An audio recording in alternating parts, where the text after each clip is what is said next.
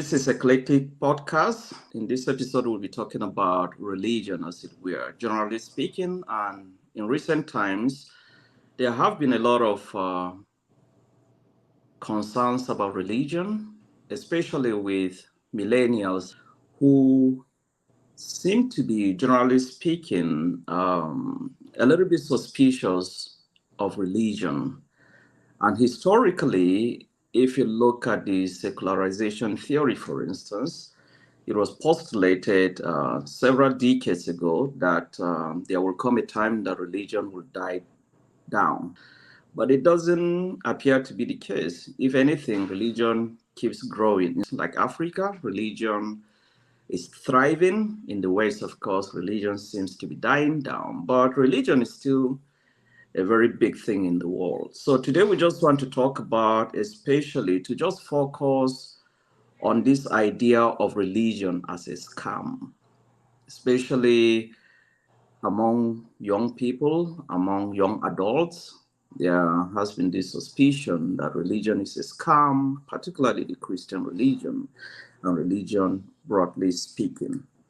So I wanted to start this discussion by just saying a few words about the secularization theory, which in simple terms says at some point religion will fizzle out. What do you think about the secularization theory, looking at where religion has been and where religion is currently? Beyond the specifics of the theory itself, um, maybe another good place to actually begin with is to even answer the question why religion in the first place. Mm-hmm. So I think it's I'm trying to remember, it's Philip Stein who either amplified what was already there, or he was the one who coined the saying that man is incurably religious. Man, of course, in a very generic sense of the term. If we understand loosely that religion is man's quest for God, and if we understand from, of course, theological philosophers who articulated that there is a God-shaped vacuum in every one of us, so you find religion being like a legitimate response to humanity's quest for that which is greater than itself. So the whole idea of trying to make meaning of life, to make meaning of the self itself, results in all kinds of religious expression. Some as a response to what is perceived to be God's self-disclosure of himself, and others as a quest to discover the God that whoever it is that is out there that is worthy of belief. Now, so many things have affected humanity's perception of religion today. Mm. And there are just so many, whether we can talk about the secularization theory, as you alluded to, or we can talk about the issue of modernity and postmodernity, and in an age, in an era where they say that the only certainty the only certainty is uncertainty, religion becomes suspect. So much so that the things that were believed about religion were held as certain, as sure, are now being doubted.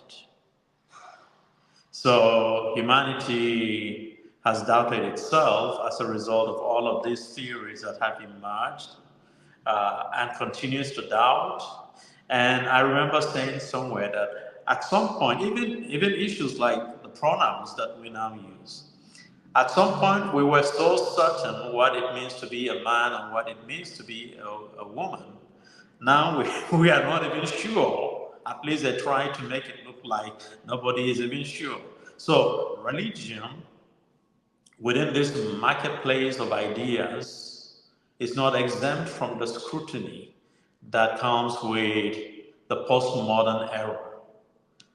And then from a historical angle, people can easily associate some atrocities in history that are tied to religion. And so religion becomes lumped into one box. It doesn't matter what religion is, it is given the whole outlook that it is dangerous for the existence of the human race. So, I mean, a combination of all of these, we'll get into the specifics as time goes on in our conversation, but some of these things have made religion suspect among so many. Yeah, so talking about that famous quote, man is incurably religious. I want us to talk a little bit about atheism in this sense. There is also, I wouldn't want to say a significant growth of atheism, so to speak, probably agnosticism, right? But in the Bible, in the book of Psalms, the psalmist says it is the fool that says there is no God. Because if we believe or assume, in this sense, talking philosophically, if we assume that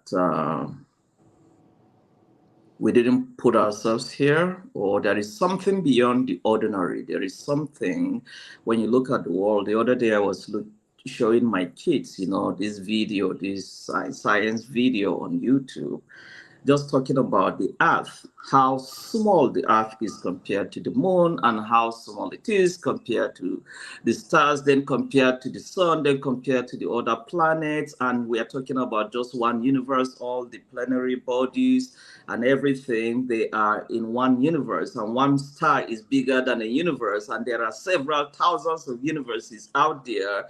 Just thinking about all this, how big the world is, even from a scientific point of view, right?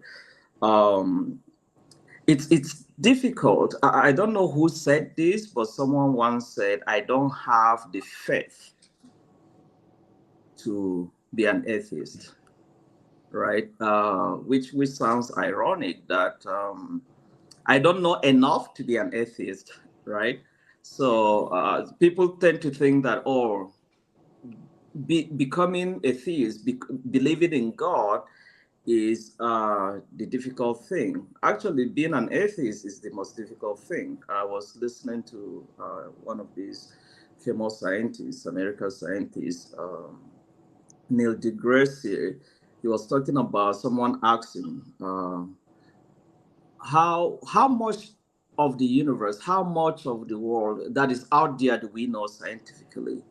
And he said something like probably less than 0.01%. That is what we know scientifically, that is out there. So it is an act of arrogance to a reasonable extent to even say there is no God. People can talk about the Big Bang Theory. People can talk about theories of evolution and all those good stuff in science. But I wanted to just comment a little bit about how the psalmist puts it. It is a fool that says that there is no God. If someone is listening to this and he goes like, "Oh, but religion is a hoax. Religion is a scam. It's only for the." We'll talk about a little bit after this. Maybe we'll talk about Marxism a little bit to kind of launch us into the full discussion, limiting it more to the Christian religion. But yeah, what are your thoughts about the whole idea of agnosticism, or more specifically, atheism? So I think what happened within Christian theological discourse is that we responded to scientific inquiries about the existence of God using scientific methods. And in so doing, we admitted the inadequacies of our own methods Mm. to prove that God exists. And so I think that we fell into the trap of assuming, like the scientists wanted us to believe, that the only valid explanation for anything is scientific empiricism. And so, to what extent can we, as people of faith, embrace the tools of science to do the bidding of theology and arrive at the conclusion that the scientists wanted us to? We cannot prove the existence of God using the five senses, or however many senses there are now. And so, as again, I respond to the question as one who is a Christian. I respond to it beginning by saying that for us to have any conversations about the existence of God, we must start on the premise that we start our conversation from a different center than those who do scientific investigation. And so we can only argue for the existence of God based from the center. And our center, of course, is that which is embedded in the revelation of God in Scripture. Now, the person who doesn't believe that God exists, of course, doubts the document of our faith. He doubts that this is anything credible or valid. Now, we cannot argue the existence of God outside of Scripture and end up with a God who is revealed in the Bible. If we argue outside of our center, we're going to end up with a God who is the making of the scientific mind rather than the God who is a revelation of himself in Scripture. Now, about atheism, somebody has said that it takes more faith to be an atheist than it does to believe in God. Mm-hmm. Now, even the scientists who argue that, well, if miracles, for instance, happened in the past, why are they not happening today? I mean, if God just said, let there be, and there is, they assume that within the scientific pattern, within the scientific experiment, I mean, there is a pattern that establishes consistency. So that if you test for these, chances are that every time you go into the lab to do it, you're going to end up with the same outcome. But they also fail to admit the fallacy of that approach, especially when they talk about the Big Bang theory that you also mentioned, and they tell you that some of those things are not repeatable. Well, if we came into being through a Big Bang theory, what has happened to it? And people talk about the evolutionary theory. Well, if humanity evolved, what has happened? The scientific people may tell you that, well, this is like the apex for now. And so, are we not evolving? Are we not supposed to be evolving into something? What are we evolving into? So, even the scientific methods, with all of their self-acclaimed certainty, are limited. Now, this is where talking about a Christian faith, the issue of, talking about Christianity's belief in the existence of God brings with it the element of faith. Now, faith doesn't mean it doesn't make sense, therefore I believe. No. Faith simply means that I am able to agree with God about what he says of himself based on this much information that I have at my disposal. Now, how much information about God can any one of us handle? Now, we will forget that we are finite. We will forget that our minds cannot comprehend more than what we are given. And so the atheists, I think even the atheists, I've never been in the mind of an atheist, but let me make this assumption that even in the mind of the atheist, there is something in him that tells him that there is more to what he is saying. Even his doubt or so-called or professed doubt in the existence of God may be his own way of resisting the inner urge in him that there is a God who exists. Like I said, I've not been in the mind of an atheist, but it's a likelihood. Yeah. I want to piggyback on what you said about using scientific methods to try to explain from a Christian standpoint the existence of God, the limitation of those methods, right? I still remember those, the so-called traditional proofs or arguments for the existence of God. I mastered one so much so that, like the ontological argument, for instance, that says um, God is the greatest being than which nothing greater can be conceived, right? So, uh, I mean, when I was first exposed to that Anselm of Canterbury, it was so fascinating, just the argument, So whatever you're thinking about, where when you meet limitation, that is God, right? If you can't think beyond that, that is God. But is that actually the Christian God? That is one of the problems with that argument. And if you want to talk about, the cosmological argument, the teleological argument from design, and all those things, they kind of make sense to our rational minds, but they all have their limitations. It's just like trying to prove the existence of the Trinity from a rational standpoint, right? You can bring all these analogies there that kind of make sense, but they break apart at some point. Yeah, so I find that even what we call, the so-called arguments for the existence of God, they have their own limitations.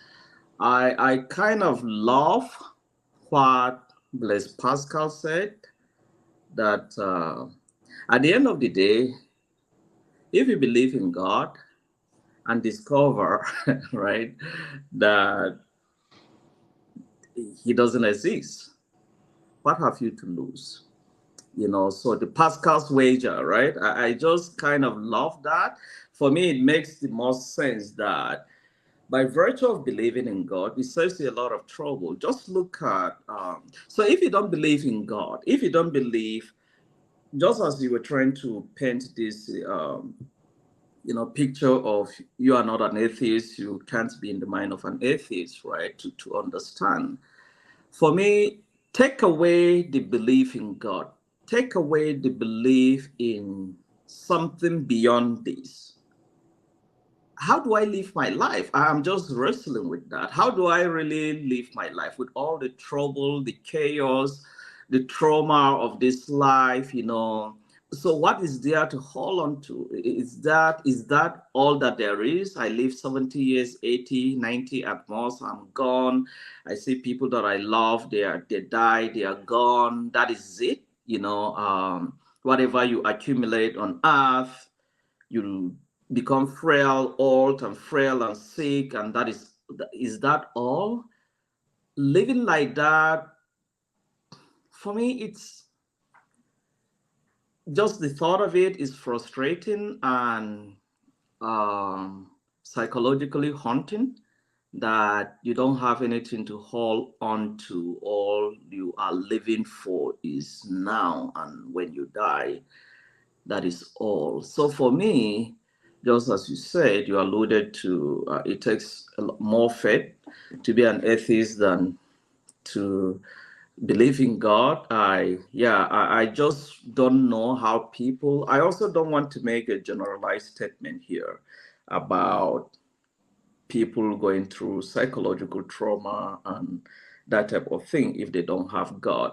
But I read the research. This was a scientific research, not a religious one, recently, that said something about, it was talking specifically about religion, and more specifically about the Christian religion, that people, adults that go to church, live longer, right?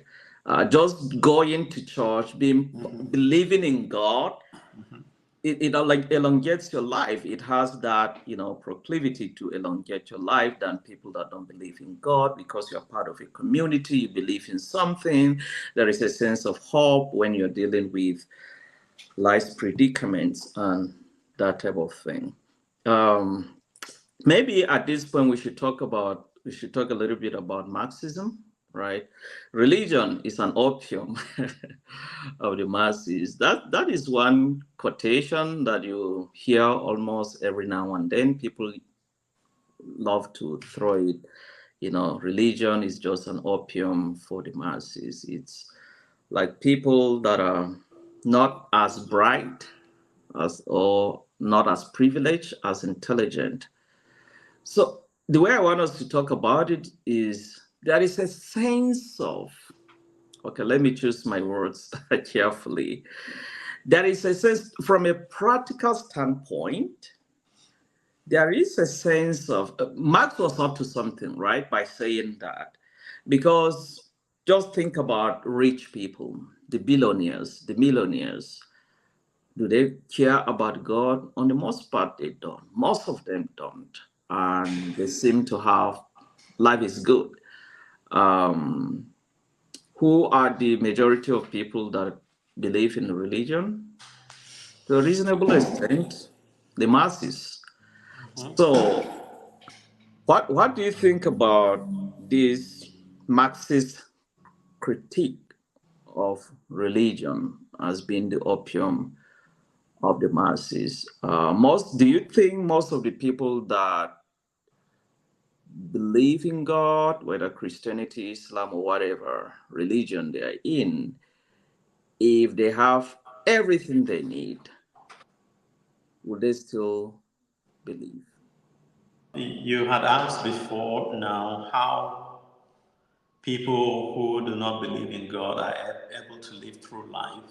Mhm. The Epicureans, uh, who believe that all there is to life is this life, so let us eat and drink, for tomorrow we die.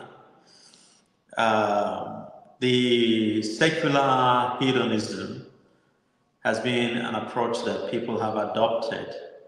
I have met people here in the US and people in Nigeria and people outside of Nigeria who don't believe that God exists. Mm.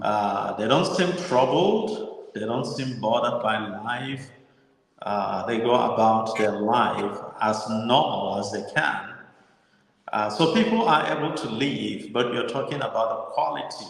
I think that came out very clear. The quality of the life of people who believe that there is God.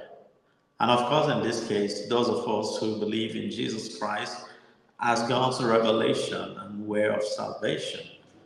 We know the difference that believing in Him has made in our lives. Okay, so I'm talking about religion as the opium of the masses, like that dose that the masses take to make them forget their troubles, make them forget their sorrows and their afflictions. Um, that is that in some sense looks like logical Mhm. in the sense that the people who pray the most are among the poor. The people who are praying the most are not the people who have everything figured out. They have stored up wealth for themselves, for their children, for their grandchildren, and even generations yet unborn. Those are not the ones praying, "Give us this day our daily bread." I will even add to that and say the people that pray the most and the loudest, right? Oh yeah. In fact, you can add loudest to it.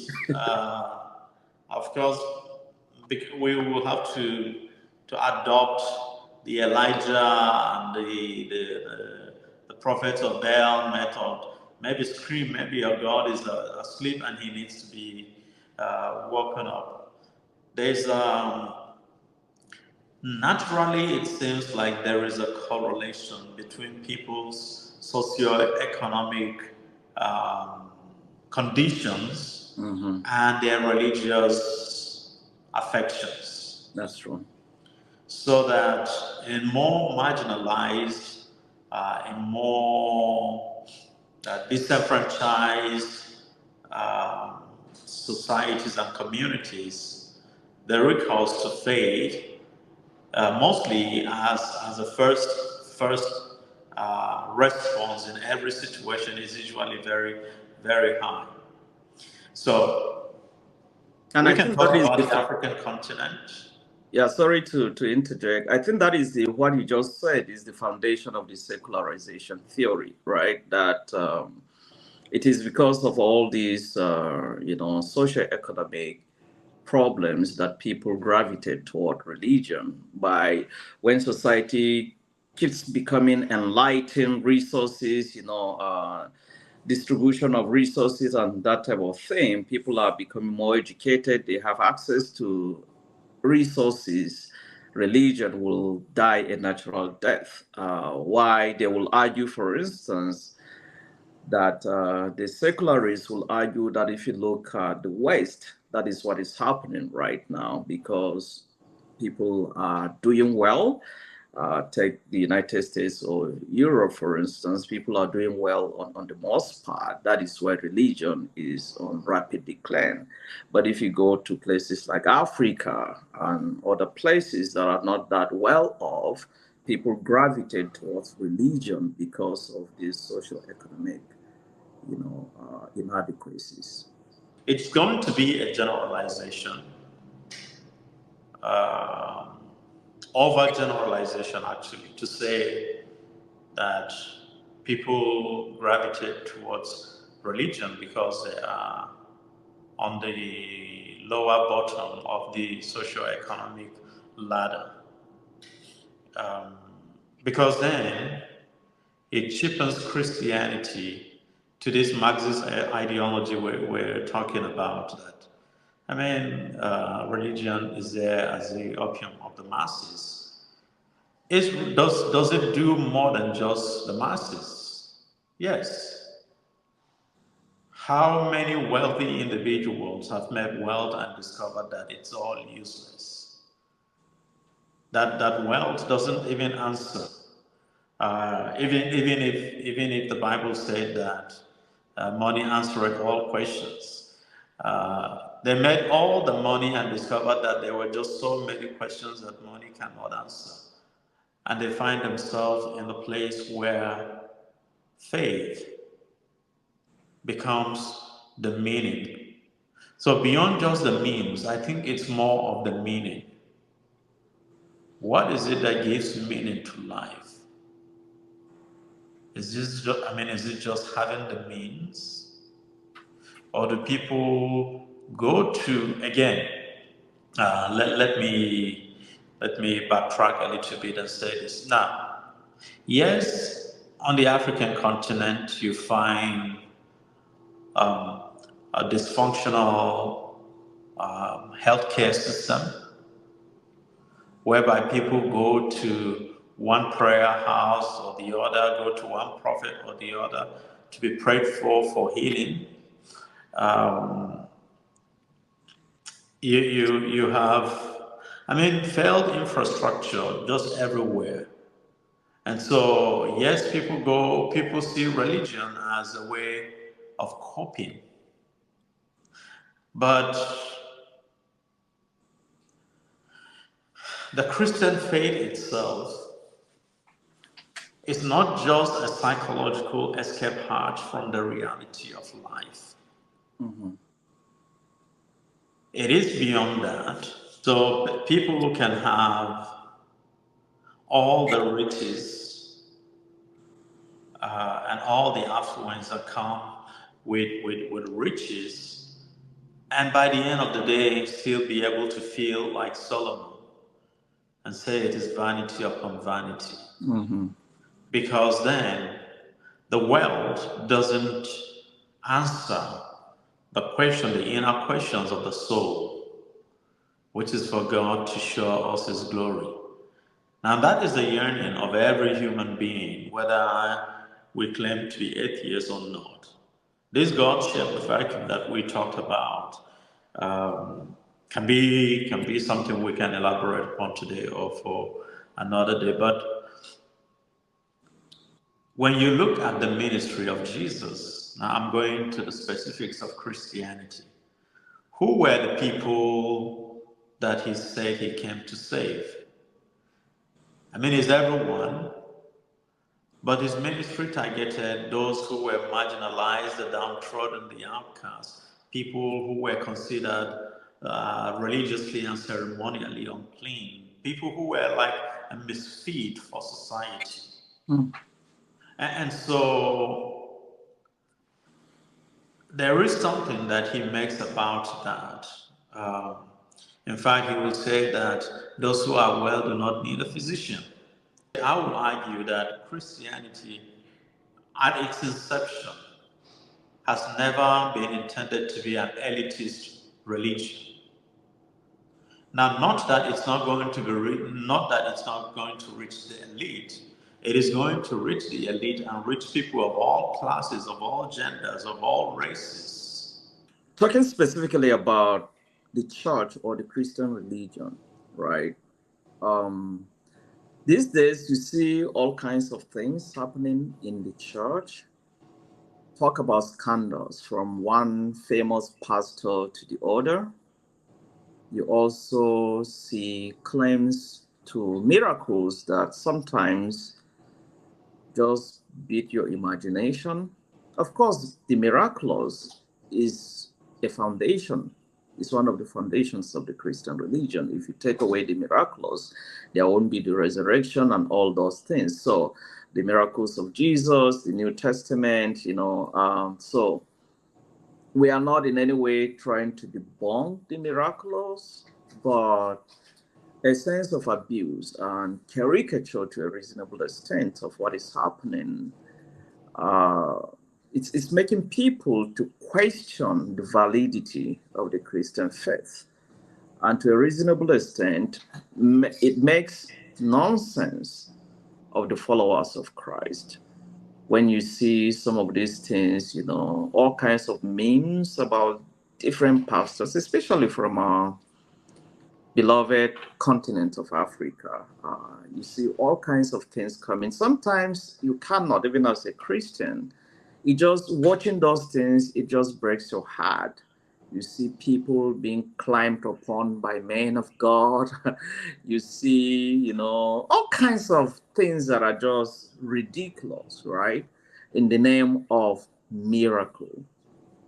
And some people look at that and say, really? Really?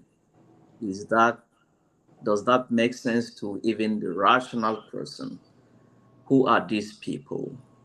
Who are these people following this so-called man of God?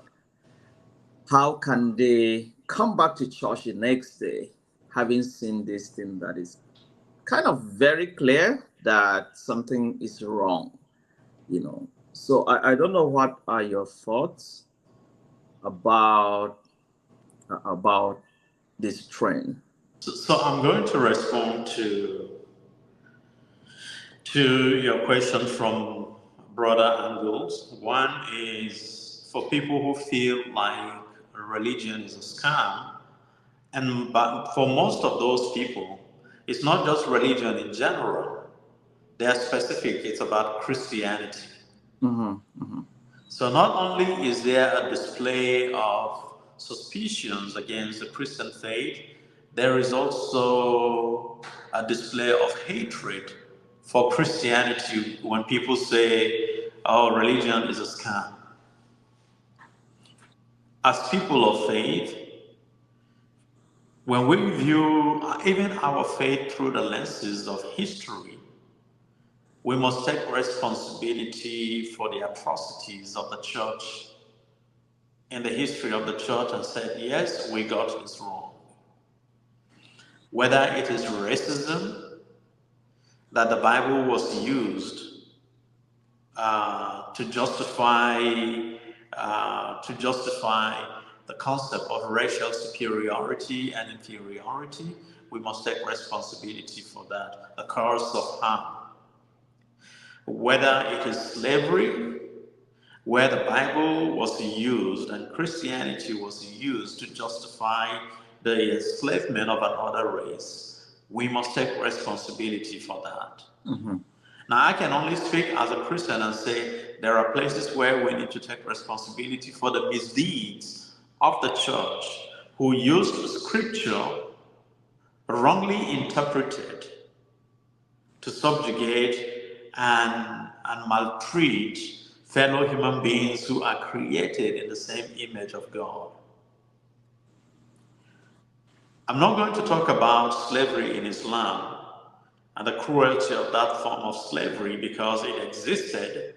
And when people talk about suspicions for Christianity, you never hear them talking about the Islamic slave raids and slave trades, which is well documented in history. Mm-hmm. But people don't want to touch that. It's mostly Christianity and how it was used as a cushion for some of those atrocities. Now, people also forget that it was the church also that ended slavery.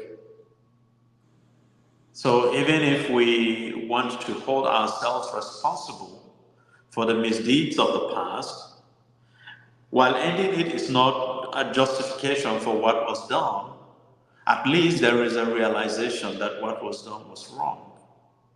And what a better place than to have somebody who believes, of course, in Jesus being an advocate of that.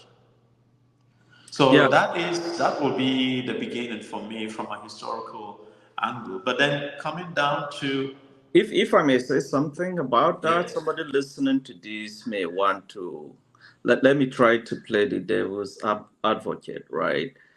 okay, Yes, it was the church that ended slavery to a reasonable extent, but through blood, because the church fought itself.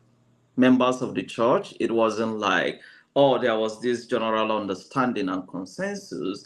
I read some documents that were very heartbreaking, historical documents in the United States by leading Christians who fought against, you know, the abolition of of slavery, and well documented. These were the leading Christians. So it wasn't like the church agreed to end slavery. Some people in the church fought it, right? To a reasonable extent. I don't even want to assume that hundreds of years later, that everyone in the church believes that subscribes to slavery is wrong, right? So yeah, in as much as we want to take credit for that, we should also, just as you said, acknowledge the fact that it was not a fight that was, there wasn't there wasn't consensus. Many people died because of this cause, and they were all Christians, or at least, generally speaking, they were people living in a Christian country who fought and killed a lot of people because some were saying we should abolish, some were saying we shouldn't, right? And talking about, you made reference, you alluded to the issue of racism too. Even the issue of racism, there are still churches and Christians that don't believe in the equality of the human race, of all races. They don't subscribe to that. They still believe some races are superior to others. So it's something because of our fallenness, because of the fallenness of the human nature, I guess we'll have to continue to deal with. I just thought I should just say that in a way, play the devil's advocate, because someone listening to this may say, well, he's trying to justify that the church ended slavery as if it was something that everyone agreed on. conversations leading to the abolition of slavery, of course, did not enjoy like a unanimous consent right from the onset. Um, Again, we can amplify through recollections from history all of the ills of the church. We can go as far as talking about the Crusades and how church used military might in an attempt to compel unbelievers to come in. And of course, with one of the world's crusades being the Children's Crusade, where kids went out, of course, to conquer in the name of the Lord. And the the promises that you find, interestingly, from again from a historical angle, the prophecies that no, the promises that you find in Islam that have to do with jihad actually existed in the Crusades, where people were promised they will go straight to heaven if they die in the cause of crusade and so on and so forth. But again, that is too much for us to contend within this short time. So the issue of race and race relations, especially within the church, here in America, for instance, and globally, will continue to be something that will be with us for the rest of our life here on earth. Mm. I feel like it's like the poor that Jesus said will always have with us. Um, there are churches you go to, you just know you are not welcome. Mhm. Not because of anything you've said or done, but because of how you look, which actually wasn't even your own choice in the first place. You didn't choose how to look. And I have no regrets how I look. Honestly, I have no regrets about it. I Yes. have no quarrel to pick with anybody about how he looks. If you look at what is happening, going back to the question I asked earlier on about what you see among men of God, especially in the African continent, or let's even start generally speaking. Recently, you hear the fall of one great man of God after another, right? And people that influence thousands, sometimes millions of people, falling into all these hypocritical, what some people would see hypocritical sins. For instance, a man of God that has been very anti-LGBT is found to be, that to be gay and abusing boys and all those type of things. Talk about the Catholic Church, all the scandals. Talk about mega churches, and if you mirror that down to the issue of the miraculous. So this is a global thing that is happening that is a little bit frightening. And people that don't believe in Christianity love to point to those cases and say, look at it, it's only fools that will continue to remain Christians. And not just that, okay, if it is not the issue of one man of God being found to have done something terribly that was concealed, it's the issue of the miraculous, right? How miracles are sold or propagated or demonstrated, and some of them you be like, you don't need to have the Holy Spirit to know that this is fake, right? Again, it's not giving a sweeping statement saying all miracles are fake, but you just don't understand what is going on, and all the trends and the memes people are making, the ridicules about the Christian faith. When you look at the things that are happening, you see these memes, these videos, and sometimes when you're watching that, you wonder, are you watching a comedy show? Are you watching a magic show? Are you watching voodoo practice? You don't know what you're watching, but it's in the guise of Christianity. And it kind of just makes nonsense of Christianity, and people that don't believe in Christianity or in the Bible or in God love to make reference to those type of things to just say, look at how stupid you are to believe in this. So there are two quick things that I will say before I forget. One is something I read in my early seminary years. I don't remember who it was that said it, but he said, the cure to abuse is not disuse but right use. Hmm. And that I say in reference to the miracles that we see happening today. Secondly, um, you don't.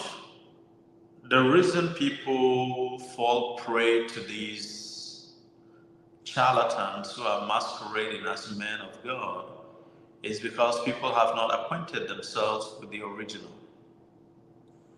Now, a friend of mine said many years ago when he started work in the bank that they were taught how to identify the original. They were exposed to the original currency to the extent that from the original, from their knowledge of the original, of genuine currency, they can spot a counterfeit without it wasn't a hassle for them to spot a counterfeit. So when it comes to biblical miracles and the fake miracles that we see all over, especially on the African continent. I mean, it doesn't mean that there are no fake miracles happening overseas, but I'm specific about what we find going on in Africa. Is that people have not acquainted themselves with original, genuine biblical miracles. If they did, they will understand that the Jesus model is that there were no miracles that he performed for personal satisfaction. No, they were not for his self-aggrandizement. All of the miracles were intended to address a genuine need. He did not play to the gallery in the performance of any miracles. In fact, sometimes when the people wanted him to do miracles, he didn't. So they were all tied to the overall purpose of his mission here on earth. And there were no miracles that Jesus did that didn't find any attachment to why he came in the first place.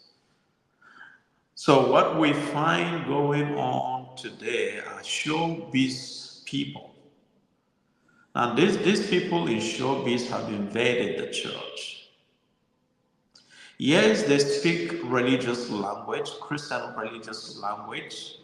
Yes, they look Christian in everything they say because they employ the use of the name of Jesus. But for the one who knows how Jesus operated, you don't need second guessing the identity of these people. You just look at the Jesus model and you look at these people, and the difference is clear. Hmm. Um, when we don't read the Bible for ourselves, when our understanding of the Bible is everything a man of God says, a so-called man of God says, and people have mastered and now acquired the facility to be able to say things that God didn't ask them to say, but they said this is what the Lord says, and they feel like they shouldn't be questioned for saying what they say God said that is in contradiction to what he has revealed in the Bible. We have an issue, we have a problem. So it's going to take people going back to the basics.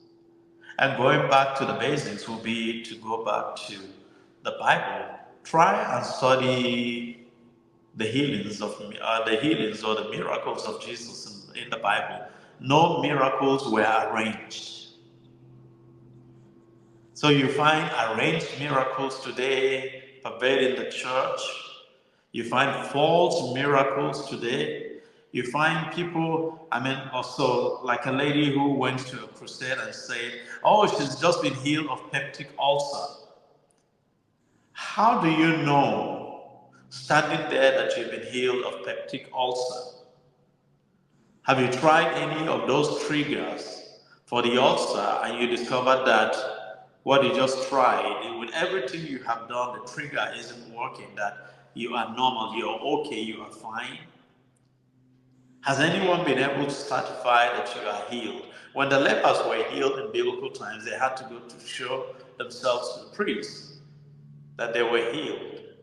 And they were the ones who certified that, yeah, these guys have been made clean. So there are false miracles that I hate to call them miracles because they are not.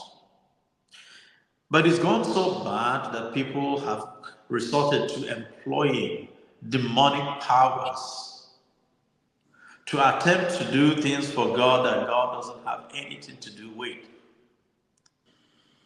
So for our people to be able to transition from this gullibility that you find to where they're able to test every spirit and see whether they are from God or not is going to require intentional discipleship. Because that was So, one of the questions I wanted to ask. I wanted to say, okay, someone listening to this will say, how do you differentiate between what is genuine and what is fake in this context of the miraculous or the miraculous demonstrations and or what we see as miracles and testimonies and about miracles in the church? so again, it will be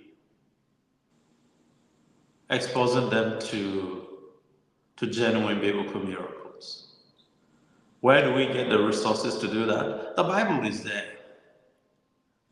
We can study every miracle in the Bible and discover that they were instantaneous. Um, I don't remember any miracles that were performed that took a long time to heal. I mean, if it's a healing miracle, it was instantaneous. Whether it's a man born blind, whether it's a man who's been crippled from birth, whether it's, all of the miracles that Jesus performed, the healing, were instantaneous. Now, we can also add and say, when there is a failure today, when one professed man of God tells you that he is a healer and he doesn't, and he's unable to heal you or he's unable to make the lame walk, it is always the fault of the lame. It's never been his own fault. It's lack of faith. Yeah. So when is it the lack of faith of the one who says he can heal when I'm not healed? Why is it always my own fault? They will tell you that, hey, even in the Bible, there were instances that Jesus will say, your faith has healed you. Could Jesus, I know this is heretical, but they probably will go to the extent of saying Jesus cannot heal someone without faith, which is not true when you look at the miracles in the Bible, right? There were people that Jesus healed that had nothing to do. They didn't even believe in him. He just healed them, right? That's in fact that's the point I was going to arrive at. That yes, whereas faith played a significant role in the healing miracles of Jesus, there were instances where he healed without even requiring the faith of the person who needed the healing. Mm-hmm. Mm-hmm. And we can cite those in scripture. So I feel like there is just this deliberate fleecing of members of their lean resources. By this again, without any apology, by these charlatans who have invaded and taken over the pulpits and the Christian arenas in Africa, these people are exploiting the poverty and the ignorance of the people to promise them what they are not able to deliver. So day in and day out, the faith of people in Jesus is crushed because of these scammers who collect money to heal you. Jesus never collected money from anyone to perform a miracle for them. He didn't collect money when he went to the wedding and they ran out of wine. He didn't collect any money and say something like, if you can just give me $50, $100, or whatever currency, if you can just give me, I'm going to provide, I'm going to do a miracle of wine. No. In fact, it took his mother's intervention, Mary, for him to do that miracle for free. So why and how did we get to the point where the, the spirit, let me say, of Simon the sorcerer has gone into the church where people collect money in order to do a miracle for you? Professed or supposed men of God collect money so they can do a miracle for you. Sometimes they don't collect money directly. They sell all kinds of things, right? They sell holy water, anointed handkerchief, bathing soap. And believe you me, I saw salt and unbelievable things people sell in the guise of you. And of course, these things are sold in a way that the more money you pay, the more your miracle. And even just that, the logic of that, beats my imagination that people patronize, people buy these things, and it just beats my imagination because even I want to believe, probably I've been exposed so much to the Bible and theology, but sometimes I would love to put myself in a place of, okay, ignorance, let's say assumed ignorance. Even if I was ignorant about the Bible, there are certain things that rationally just don't make sense. They just don't add up. But people, again, the gullible, people are desperate, people are poor, people are suffering, people are looking for opiate to sedate them from their predicaments. So they go, especially the masses, again, that are a little bit underprivileged or not that educated, they feed on those things, right? Um, The word I was waiting for you to finish so I can drop is the word you use, desperate. People are desperate. And as they say in Africa, to the man who is drowning, if you hand him a knife, he's going to hold on to it. If he thinks that holding onto the knife will get him out of drowning waters. Because most people are drowning in poverty, in socio-economic deprivation, in conditions that are very hard and very difficult and very harsh. They fall prey to all of these things. hmm. They are desperate measures for survival. So, and these charlatans have mastered how to make people part with their hard-earned earned money under the guise that they will do miracles for them. Whether they do it deliberately, they do it through their church, or they do it through whatever ministry. I mean, there's just a desperation all over the place. But the desperation also um, finds ignorance as a cover. Because one is that they are they are ignorant. Okay, let me put it this way again. One is that they're desperate and they're ignorant. And so everything goes. And we have a system where these people go unchecked, even by the authorities. They exploit people, put people's lives in danger, and yet they go unchecked. And so what we are finding now is that there is a multiplication of these people all over the place. And of course, these people have made Christianity to become a laughing stock. Mm-hmm. For people who have been deprived, who have been duped or scammed by all of these supposed miracle workers, they laugh at Christianity and have nothing but hatred for Christianity. For people whose relatives have been robbed, literally robbed, by these supposed men of God. They have nothing but disdain for Christianity. But let me say this.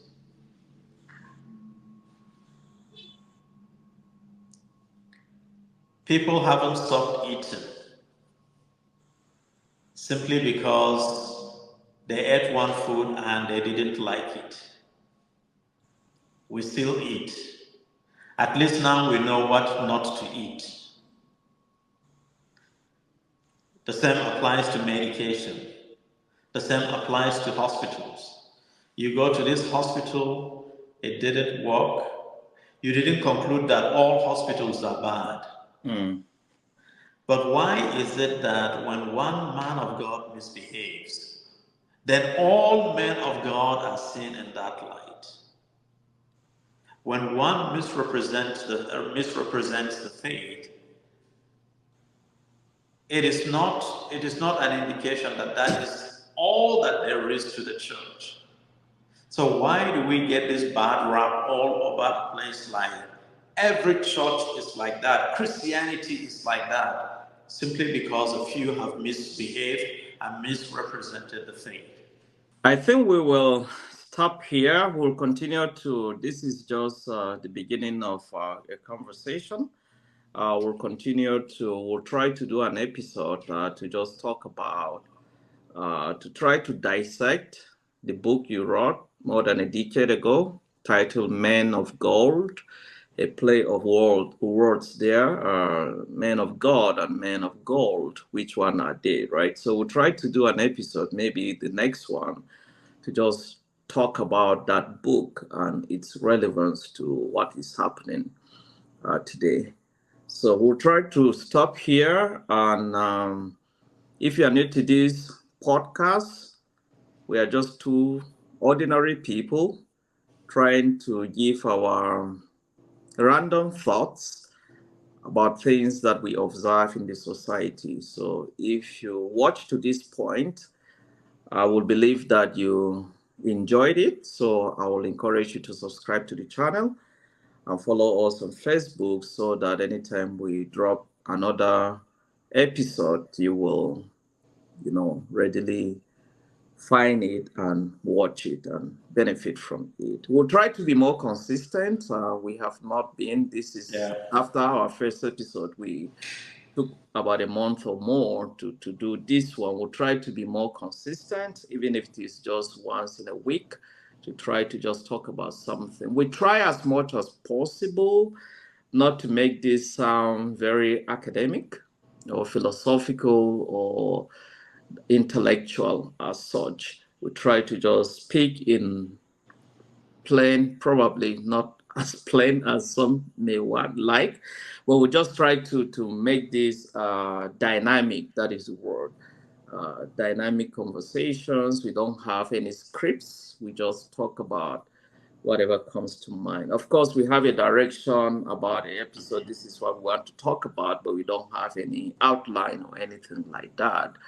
We try to talk. So if you can subscribe and share this with your friends that will benefit from it, we'll really appreciate it. Dr. Chine, once again, it was a very interesting conversation. Thank you so much. Right, thank you.